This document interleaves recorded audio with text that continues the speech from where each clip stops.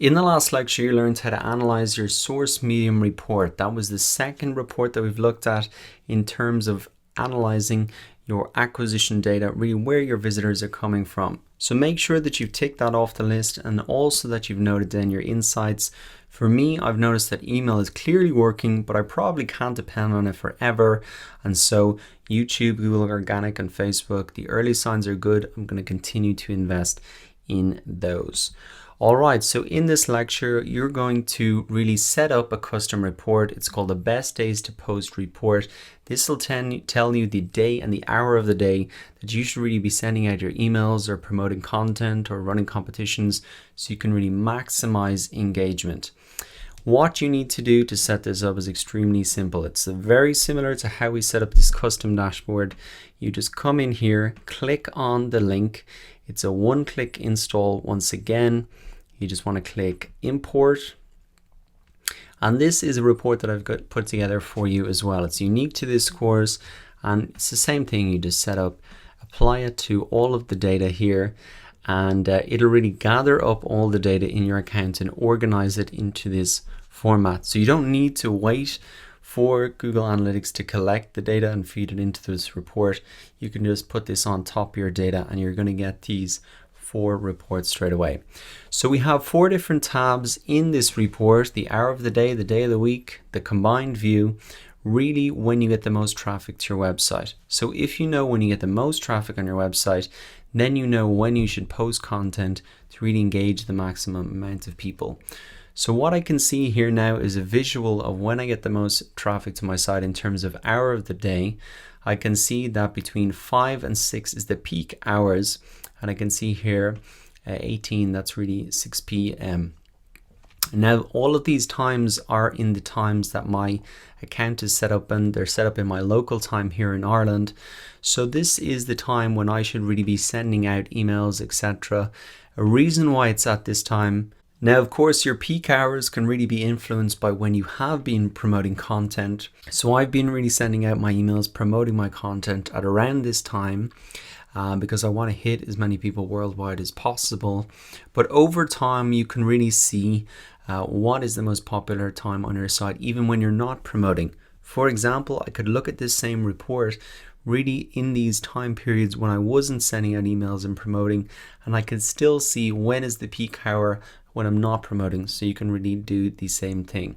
Now, to get back to the custom report, it's very easily. This is our standard view that we're looking at reporting.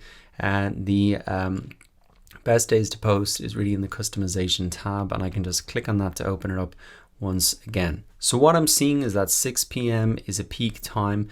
I can see that's driven a lot of visitors, and also in terms of goal completions, it's driven the most amount of goal completions. And that's important to remember once again when you're looking at Google Analytics and all of these reports. Don't just look at the peak times for visitors and the peak times, the peak traffic sources just in terms of visitors. You really want to take into consideration the traffic sources, the times of day, the content, the pages that really drive goal completions. That's really how you're going to grow your business, by getting more people and customers who complete the goals that you've set up inside Google Analytics.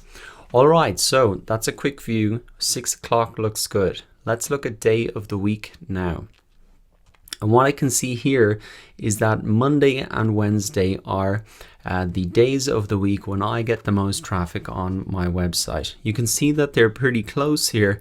And once again, there's a pretty good explanation for this. I can see that I've noted down when I did some of my promotions. I've got it on a Monday. I've got it on a Wednesday. So I got 2 on a Monday, 2 on a Wednesday. And that has contributed to my traffic being spread that way as well. So once again, your actions, your promotion can really influence this, but over time it will average out.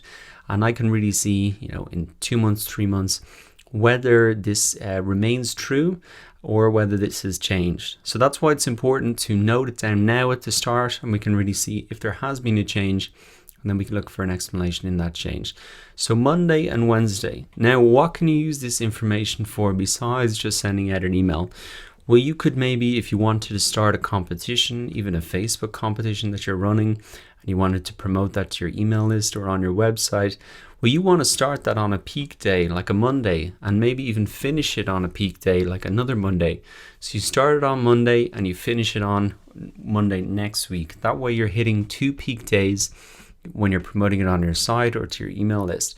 What you probably would not want to do if you want to have a successful promotion or a contest would be to start it on a Saturday and finish it on a Sunday. That would be when you would have the least amount of traffic on your site. So that's definitely not what you want to do. But these low traffic days can be valuable. Saturday, Sunday, it's the weekend. People are off doing stuff. But these are the days that you can really make maintenance to your site.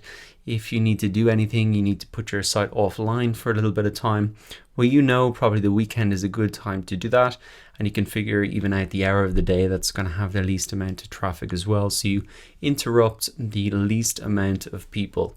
So knowing the non-busy days is good as well. It also gives you maybe the days of the week when you can do some analytics. If you have a bit of a down day, you don't need to be constantly on the site and monitoring things and promoting things. You can shift your schedule to more the end of the week, being more the planning, the strategy, the analysis. Monday, Tuesday, Wednesday is more the marketing side. All right, so we've looked at the first 2 tabs in this custom report. Now, hour of the day, day of the week. Now let's look at the view combined. And what this is going to give us is exactly when you should be sending out your next email. So for me, it's Monday at 5 p.m. That's a great guideline to have. I know that's when I've got the peak amount of traffic, and also that the conversion rate on that time has been very good as well. Also Wednesday at a similar time has been good. So Monday, Wednesday have been good consistently. A lot of that is because I've driven that activity, but as I said, over time that might average out, that might change, or it might remain the same. So that's why you want to really note this down. What I've included here is the last tab is the location of visitors. So you can really get a sense then, does that make sense? If you were to send out an email or a promotion at Monday, 5 p.m. your time, does that really cover the maximum amount of website visitors as possible? If you have an audience in the US and India, does that time work for them? Does it work for Australia? Does it work to capture as many of your visitors as possible, really?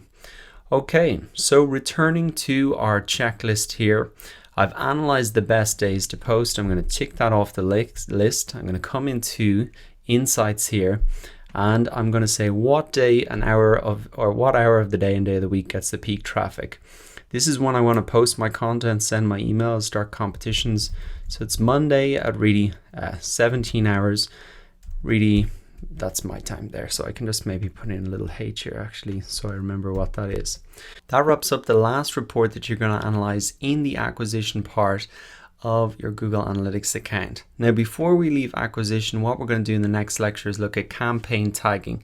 This will really help you improve the accuracy of your acquisition data. I'm going to show you how to do that in the next lecture, and then where you would find this information in Google Analytics. So I'll see you in the next lecture to help you understand campaign tagging and also explain this spreadsheet here and really how you can use this to improve your acquisition data.